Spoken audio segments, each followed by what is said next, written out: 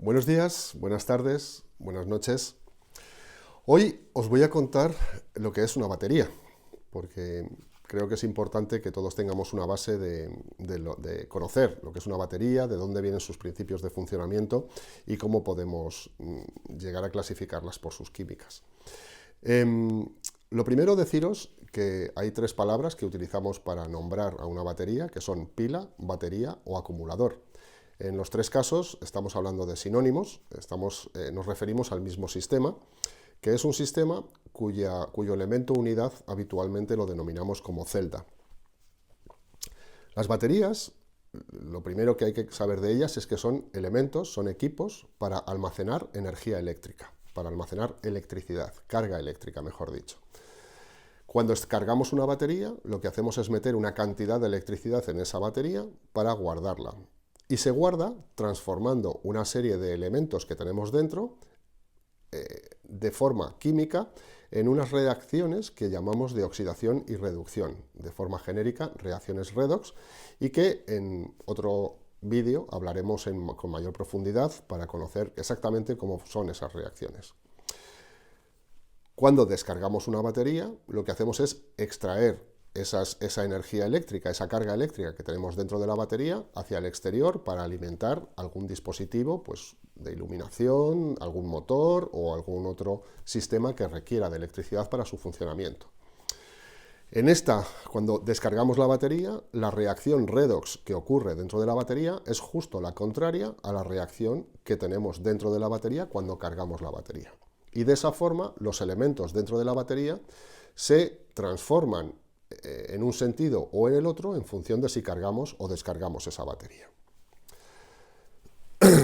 Una celda de una batería tiene fundamentalmente tres componentes.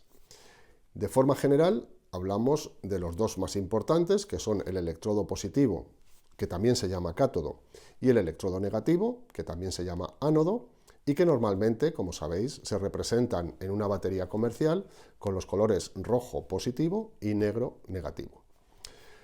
Luego tenemos el electrolito, que es el líquido o material encargado de transportar los iones que hacen el movimiento de las cargas eléctricas dentro de la batería entre el electrodo positivo y negativo o al revés.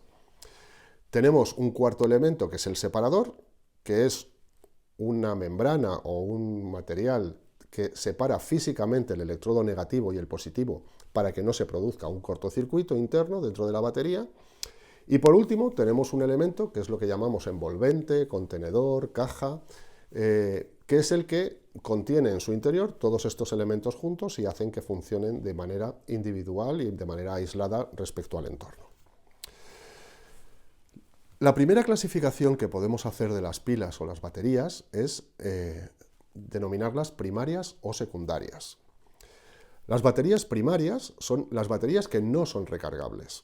Tenemos muchos ejemplos, como conocéis, de los más habituales en casa son las pilas alcalinas. Y las baterías secundarias son las baterías recargables, que fundamentalmente tenemos tres comercialmente hablando en el mundo, que entiendo que todos podéis conocer o llegar a conocer, que son la batería de plomo y la batería de litio-ion, que son las más abundantes, y luego hay una tercera familia, que son las baterías de níquel, que se utilizan para muchas aplicaciones especiales, y entre las que destacan baterías de níquel-cadmio, níquel-hierro, níquel-hidrógeno y níquel-hidruros.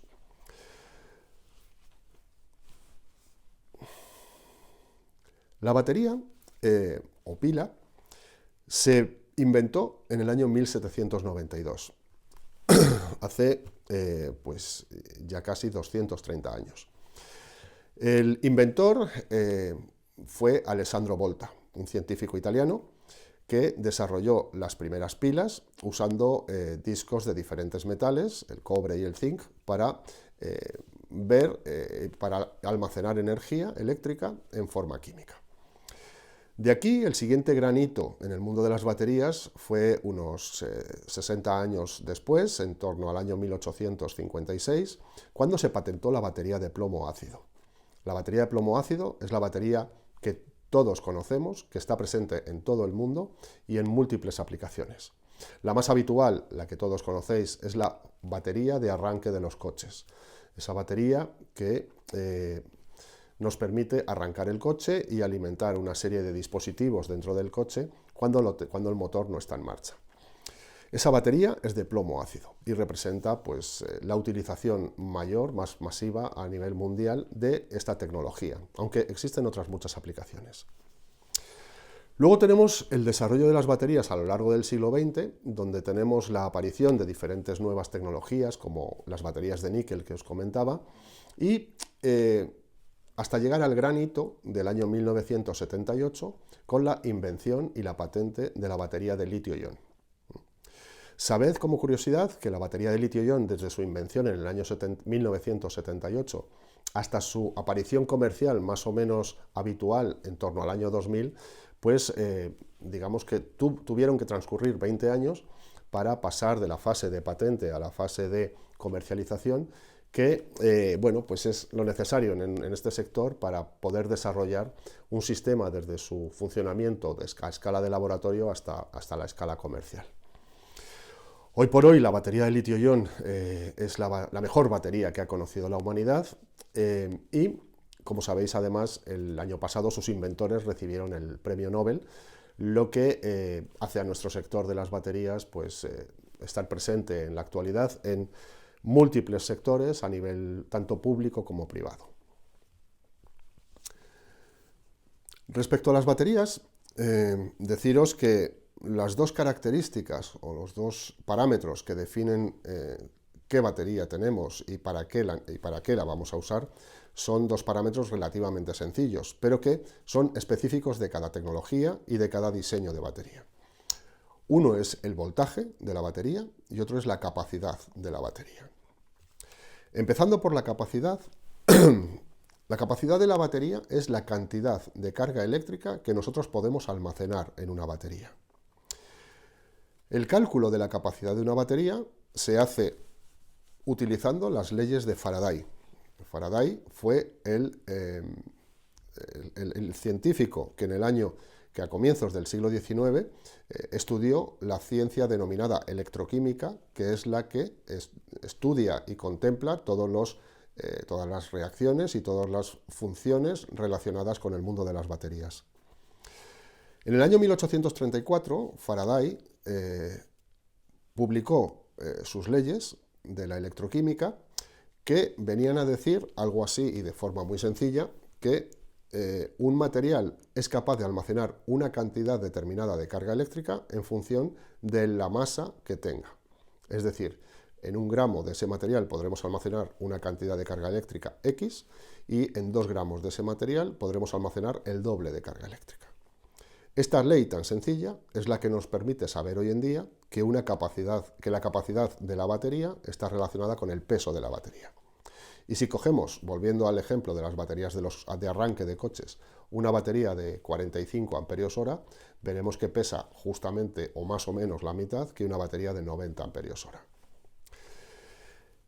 Este parámetro, que define para cada material la cantidad de carga eléctrica que podemos almacenar, se denomina equivalente electroquímico. Y como os digo, es específico de cada material que se utiliza como electrodo de batería. Decir además que este equivalente electroquímico es el que nos dice la carga eléctrica que ese material puede almacenar, y esa carga eléctrica en unidades del sistema internacional se mide en coulombios. Supongo que muy pocos de vosotros habréis oído hablar de la unidad coulombio como carga eléctrica, y quizás habréis oído hablar más de la unidad amperios hora. Amperios hora es también una unidad de carga eléctrica y también nos indica la cantidad de carga eléctrica que podemos almacenar en una batería. Es una unidad que utilizamos más en el mundo diario porque es más visual, es más directa, porque sencillamente lo que hace es multiplicar el número de horas que podemos descargar una batería por la corriente a la cual estamos descargando esa batería.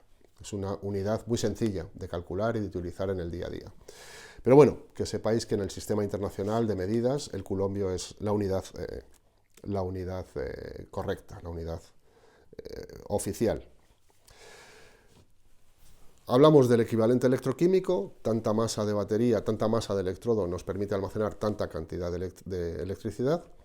Y pasamos al otro parámetro, el voltaje, el potencial nominal. Igual que cada elemento tiene un equivalente electroquímico diferente, cada elemento también tiene un potencial nominal diferente, único y exclusivo. Con lo cual, si somos capaces de medir un material cualquiera, podemos medir su potencial nominal. Midiendo ese potencial nominal ya sabremos de qué elemento estamos hablando. Y cuando digo elemento me refiero a un material utilizado para un electrodo, que puede ser un metal, puede ser otro tipo de elemento de la tabla periódica, o puede ser incluso un compuesto, pues tipo fosfato de hierro o sulfato de plomo. Todos ellos tienen cada uno un valor de potencial nominal fijo, exclusivo y único, con lo cual esto nos permite siempre saber a qué elemento nos estamos refiriendo. Se utiliza, para medir el potencial nominal de un elemento, lo tenemos que referir siempre a otro elemento. Por lo tanto, no conocemos el valor nominal absoluto de ese elemento, sino el valor relativo respecto a otro. Entonces, a nivel mundial, se utiliza la convención de aplicarle el valor de potencial nominal 0 al electrodo de hidrógeno, y el resto de los elementos están referidos a ese electrodo de hidrógeno 0, porque para calcular el voltaje de una batería lo que hacemos es restar el potencial nominal del electrodo positivo frente al potencial nominal del electrodo negativo. Y así obtenemos el voltaje de esa pila o de esa batería. De tal manera que en la batería de plomo ácido, que tiene un potencial nominal de 2 voltios, sabemos que esos 2 voltios es la diferencia entre el potencial nominal del electrodo positivo y el potencial nominal del electrodo negativo. En el caso del níquel-cadmio, que es 1,2 voltios, es lo mismo, es el electrodo de níquel menos el electrodo de cadmio, nos da una diferencia de 1,2 voltios, y en el caso del litio-ion tenemos lo mismo y el resultado nos da 3,7 voltios. Entonces, capacidad, equivalente electroquímico y voltaje, potencial nominal, son los dos parámetros que nos determinan exactamente qué materiales tenemos en un determinado electrodo y mediante la combinación de dos electrodos, positivo y negativo, en una pila determinada o batería. Bien, en un mundo ideal, el voltaje, como es constante y depende solamente de los elementos que tenemos en el electrodo positivo y negativo, sería constante en una batería siempre. Pero sabemos que cuando la estamos cargando o descargando, ese voltaje varía ligeramente hacia arriba o hacia abajo. Esta variación del voltaje tiene diferentes razones o tiene diferentes causas por las que ocurre, pero la más importante es lo que genéricamente denominamos resistencia interna de la batería.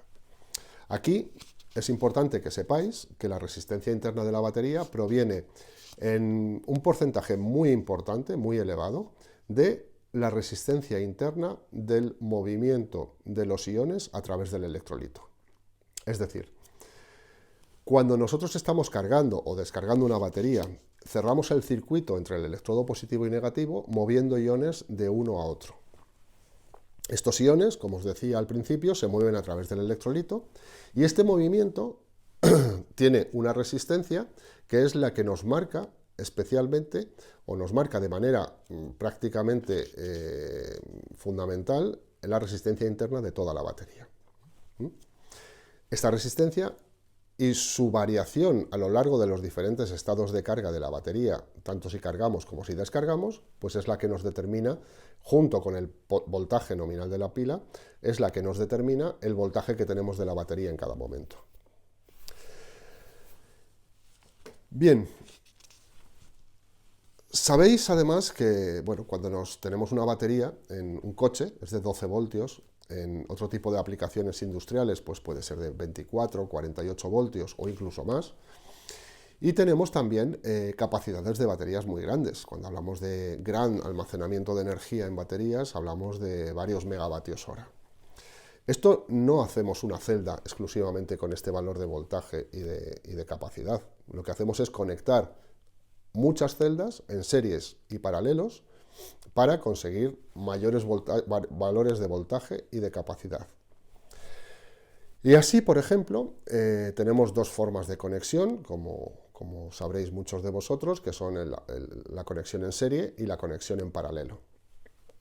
Son conexiones eléctricas de las celdas y lo que conseguimos con ellas es aumentar voltaje y capacidad respectivamente. Así, como ejemplo, si tenemos una celda de plomo ácido de, como sabemos, voltaje 2 voltios y, por ejemplo, una capacidad de 10 amperios hora, si colocamos 10 de esas celdas en serie, es decir, conectando el positivo de una con el negativo de la siguiente y así hasta 10 veces, lo que haremos será sumar voltajes y mantener el valor de capacidad. Es decir, al final, uniendo estas 10 celdas en serie, tendremos una batería de 20 voltios y 10 amperios hora.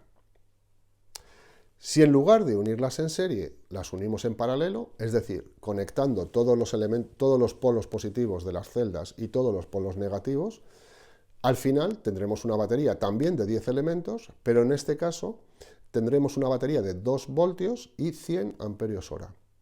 En la conexión en paralelo lo que hacemos es sumar la capacidad de cada celda. Y en la conexión en serie es sumar el voltaje de cada celda. Y nada más por hoy. Con esto termino este vídeo. Deciros que en el próximo vídeo hablaremos un poco de las aplicaciones de las baterías en general, para que pues veáis la cantidad de posibilidades que tenemos de utilizar baterías en muchos entornos y para muchas funciones de nuestra vida. Y poco más. Espero que el contenido de este vídeo os pueda ser útil y os resulte entretenido. Y nada más. Hasta pronto, comunidad.